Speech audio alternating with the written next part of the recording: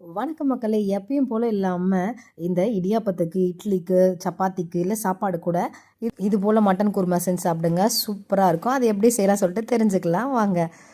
So அதுக்கு நான் already mutton பார்த்திங்கன்னா ஒரு 6 விசில் வேக வச்சு எடுத்தாச்சு. சரி, இதில் என்னென்ன மசாலா போடலாம் சொல்லிட்டு தெரிஞ்சுக்கலாம். ஸோ 1/2 kg அளவுக்கு நான் அளவு சொல்கிறேன். ஏன்னா நான் ஆல்ரெடி கொஞ்சம் எடுத்து தனியாக பார்த்திங்கன்னா சூப் போல் செஞ்சுட்டேன். 1 டேபிள் ஸ்பூன் அளவுக்கு மிளகு, 1/2 டேபிள் ஸ்பூன் அளவுக்கு சீரகம், 5லேருந்து 6 காஞ்ச மிளகாய், பட்டை 1, அன்னாச்சி பூ 1, ஏலக்காய் பார்த்திங்கன்னா ஒரு 4 ஆட் பண்ணிக்கோங்க. ஆட் பண்ணி நல்லா மிக்ஸ் பண்ணுங்க. 1 நிமிஷம் போல் நல்லா வறுபட்டும். சரி, இதை ஒரு மிக்ஸ்சரில் கொஞ்சமாக பார்த்திங்கன்னா உடச்சக்கல்லை போட்டு அரைச்சி வச்சுக்கலாம். அதே தவாவில் எண்ணெய் ஆட் பண்ணிக்கலாம். ஒரு 3 டேபிள் ஸ்பூன் அளவுக்கு எண்ணெய், பட்டை லவங்கம் இருந்தால் ஆட் பண்ணிக்கலாம்.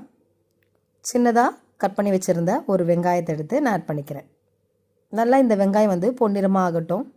இதில் 1 டேபிள் ஸ்பூன் அளவுக்கு இஞ்சி பூண்டு விழுது. நம்ம ஆல்ரெடி அரைச்சி வச்சோம் பார்த்திங்களா, அந்த பொடியும் இதில் சேர்த்துக்கலாம். சேர்த்து நல்லா இந்த எண்ணெயிலே மிக்ஸ் பண்ணுங்கள். நம்ம வேக வச்சுருந்த அந்த மட்டனையும் இதில் ஆட் பண்ணிக்கலாம். ஆட் பண்ணிவிட்டு மட்டனோட வேக வச்சுருந்த அந்த தண்ணியும் வேஸ்ட் பண்ண தேவையில்ல. நம்ம அதையும் இதில் சேர்த்துக்கலாம். அப்போ தான் தண்ணி ஒரு டேஸ்ட்டே கொடுக்கும்.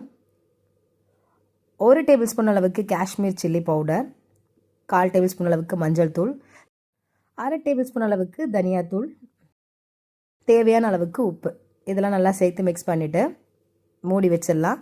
இது ஒரு 2 நிமிஷம் போல் நல்லா குக் ஆகட்டும். அதே சமயம் பார்த்திங்கன்னா ஒரு மிக்ஸி ஜார் எடுத்துங்க. 2 டேபிள் ஸ்பூன் அளவுக்கு தயிர், ஒரு 8 பல் பார்த்திங்கன்னா முந்திரி எடுத்துக்கலாம். முந்திரி எடுத்து சேர்த்து நல்லா மிக்ஸ் பண்ணி அரைச்சிக்கலாம்.